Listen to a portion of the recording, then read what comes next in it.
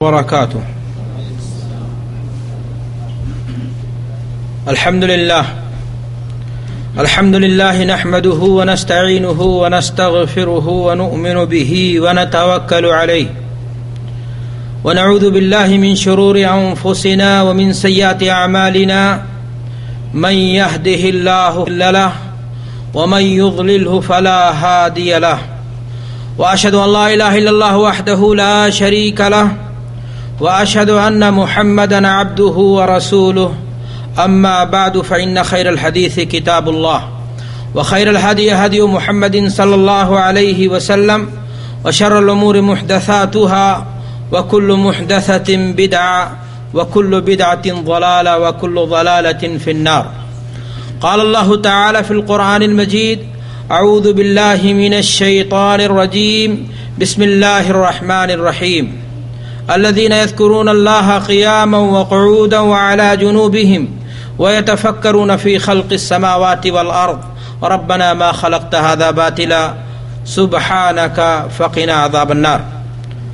وعن أبي هريرة رضي الله تعالى عنه قال قال رسول الله صلى الله عليه وسلم: لا عدوى ولا تيرا ولا هامة ولا سفر. وزاد مسلم: ولا نوعا ولا غولا. حضرات علماء کرام، بزرگان محترم، کارکنان اسلامک دعویٰ سینٹر سوق دمام، معزز سامعین، آج بتاریخ 9 صفر سن 1432 ہجری مطابق 13 جنوری سن 2011 بروز جمعرات بعد صلاۃ عشاء اسلامک دعویٰ سینٹر کی اس حال میں جس موضوع کے تعلق سے کچھ سننے کے لیے آپ حاضر ہوئے ہیں، وہ موضوع ماہ رواں کی مناسبت سے چنا گیا ہے، اور وہ موضوع ہے ماہ سفر اور موجودہ مسلمان. یہ موضوع بڑا ہی اہمیت کا حامل ہے، کیونکہ ایک مسلمان کے عقیدے سے متعلق ہے. ایک مسلمان کی زندگی میں سب سے قیمتی متاع، سب سے بھاری بھرکم چیز، سب سے عظیم تر دولت اگر کوئی چیز ہے تو وہ اس کا عقیدہ ہے. ایک مسلمان کو اپنے عقیدے کو انگوٹھے کے نگینے کی طرح صاف اور شفاف رکھنا چاہیے، کیونکہ عقیدے کے بغیر نہ تو کوئی عبادت قبول ہے اور نہ ہی کوئی عمل. تمام کی تمام چیزیں انسان کے منہ پر مار دی جائیں گی. اللہ تبارک و تعالیٰ قرآن مجید کے اندر ارشاد فرماتا ہے: وَمَن يَكْفُرْ بِالْإِيمَانِ فَقَدْ حَبِطَ عَمَلُهُ وَهُوَ فِي الْآخِرَةِ مِنَ الْخَاسِرِينَ. انسان نے اپنی بدعقیدگی کے ذریعے اگر اپنے ایمان میں کہیں سید لگا دیا، کمزوری پیدا کر لی، اعمال اس کے کیا ہو جائیں گے؟ برباد ہو جائیں گے، اور قیامت کے دن وہ گھاٹا اٹھانے والے لوگوں میں سے ہو جائے گا. ماہ سفر کی مناسبت سے اس موضوع کا چنا جانا یقیناً بہت زیادہ اہمیت کا حامل ہوتا ہے.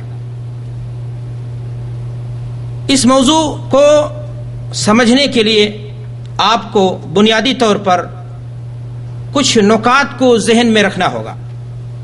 پہلی چیز یہی کہ ماہ سفر کے بارے میں آپ کو یہ جاننا ہوگا کہ اس کی شرعی حیثیت کیا ہے. دوسری بات آپ کو یہ دھیان دینے کی چیز ہے کہ ماہ سفر کے تعلق سے مشرکین مکہ کے عقائد اور نظریات کیا تھے، اور اسلام نے کس طرح سے اس کا رد کیا.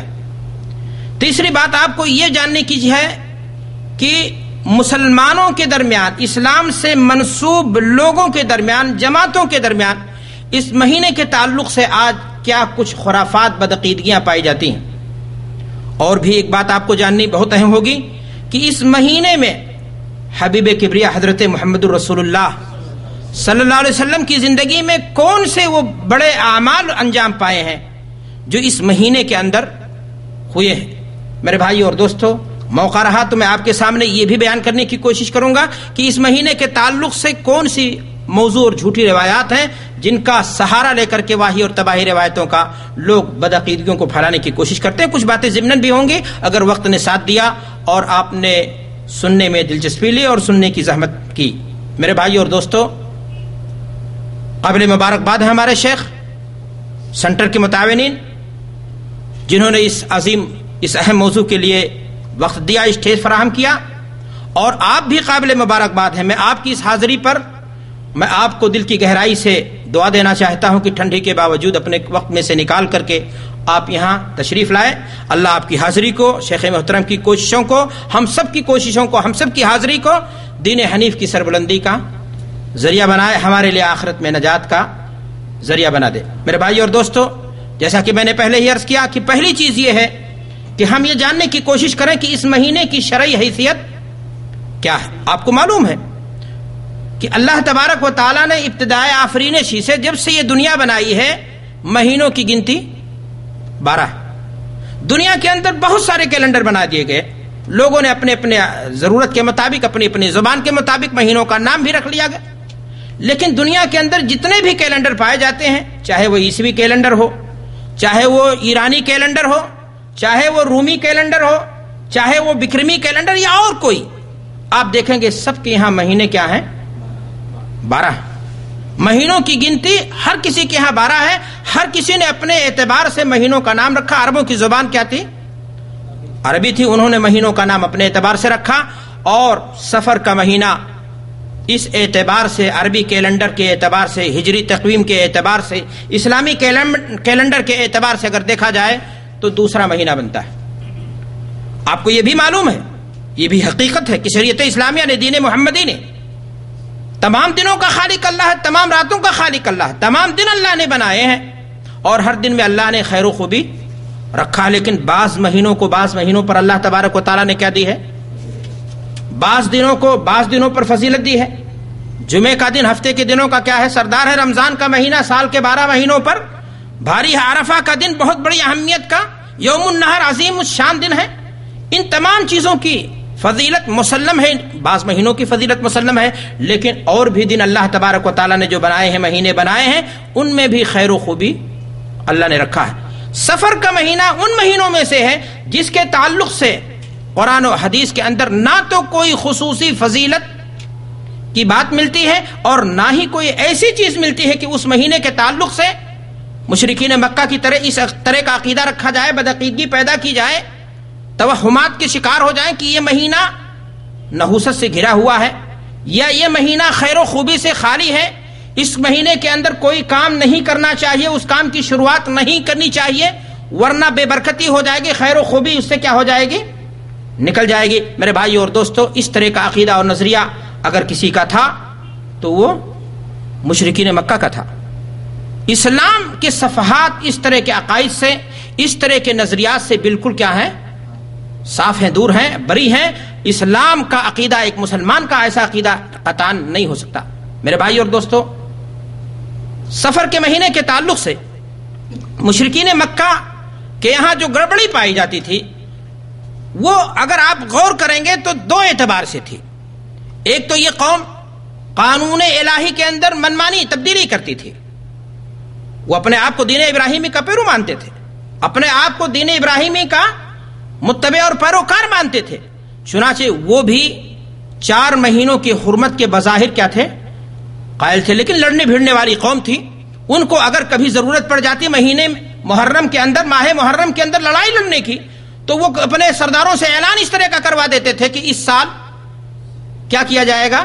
سفر کا مہینہ پہلے رہے گا، محرم کا مہینہ کیا آئے گا؟ بعد میں آئے گا۔ منمانی تبدیلی، منچاہی تبدیلی کرتے تھے، اپنے سرداروں سے اس طرح سے بدلنے کی کوشش کرتے تھے، اور اللہ تبارک و تعالیٰ نے ان کے اس عمل کو نسی سے تعبیر کیا، کافرانہ حرکت قرار دی ہے۔ قرآن مجید میں اللہ تبارک و تعالیٰ ارشاد فرماتا ہے، انما النسیء زیادۃ فی الکفر یضل به الذین کفروا یحلونہ عاما ویحرمونہ عاما، کہ یہ لوگ ایک سال تو اس کو اپنی اپنی جگہ پر حرمت پر برقرار رکھتے ہیں، دوسرے سال جب ضرورت پڑ جاتی ہے تو اس کو آگے پیچھے کر کے اس کی جگہ پہ حرمت والے مہینے کو حلال بنا لیتے ہیں، اور حلال مہینے کو حرمت والا۔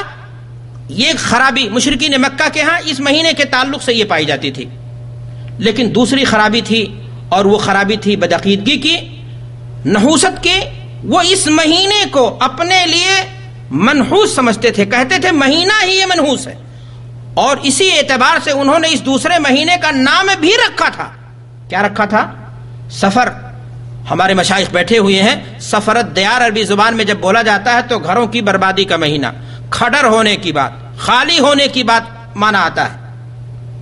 سفر المکان، معاملہ کیا تھا؟ جنگجو قوم تھی یہ، لڑنے بھڑنے والی قوم تھی یہ، معمولی باتوں پر برسہ برس تک یہ لڑتے تھے۔ اور یہ قوم جب 3 مہینہ مسلسل حرمت کا جاتا تھا، ذی القعدہ، ذی الحجہ، محرم، تو تلواروں کو اپنے میان میں رکھ دیتے تھے۔ جیسے سفر کا مہینہ شروع ہوتا تھا، اپنی تلواریں میان سے باہر نکالی، ایک قبیلہ دوسرے قبیلے پر کیا کرتا تھا؟ چڑھ دوڑتا تھا، یا تو مار کر کے ان کو ختم کر دیتا تھا، یا مر کر کے خود ہی کیا ہو جاتے تھے، نیز تو نسلیں برباد ہو جاتی تھی۔ بدعملی خود کرتے تھے، اس مہینے کے اندر لڑائی لڑ کر کے نحوست کو خود دعوت دیتے تھے اور الزام عائد کرتے تھے کہ مہینہ کیا ہے؟ نحوست کا ہے، مہینہ گھروں کی بربادی کا ہے، مہینہ گھروں کی جو ہے تباہی کا ہے۔ افسوس کی بات ہے، امت اسلام، امت توحید، جس کا نظریہ قرآن و سنت کی بنیاد پر مبنی تھا، افسوس کی بات ہے زمانے کے گزرنے کے ساتھ جس طرح دیگر انبیاء کرام کے ماننے والوں کے درمیان تبدیلیاں پیدا ہوئیں، بدعتیں ایجاد ہوئیں، یہ امت اسلام کی طرف منسوب بھی بعض لوگ، بعض جماعتیں ایسی پائی جانے لگیں جنہوں نے یہ تصور دیا اور واہی تباہی روایتوں کا سہارا لے کر کے کہ اس مہینے کے اندر بے برکتی ہے، یہ مہینہ منحوس ہے اور اس مہینے کے اندر کوئی کام شروع نہیں کرنا چاہیے۔ آپ کو حیرت ہوگی اس بات پر کہ نہ معلوم کیسی فضیلتیں بعض مہینوں کے لوگ بیان کر لیتے ہیں جن مہینوں کی فضیلت ثابت نہیں ہے، اور اس میں بہت سارے کام کرنے لگتے ہیں دین کے نام پر، عبادت کے نام پر، ثواب کے نام پر، مثلا ربیع الاول کا مہینہ۔ اور اسی طرح بعض مہینوں کو من چاہی اپنے آپ کی رائے، اپنی عقل کو لوگوں نے تھوپ کر کے لوگوں کے سامنے یہ باور کرانے کی کوشش کی ہے کہ یہ مہینہ کیا نام ہے، جس مہینے کے تعلق سے کوئی سی ایسی بات دین اور شریعت کے اندر نہیں پائی جاتی ہے، اس مہینے کے تعلق سے یہ باور کرانے کی کوشش کی گئی کہ یہ مہینہ کیا ہے، نحوست سے۔ ہمیں حیرانی اس بات پر نہیں ہوتی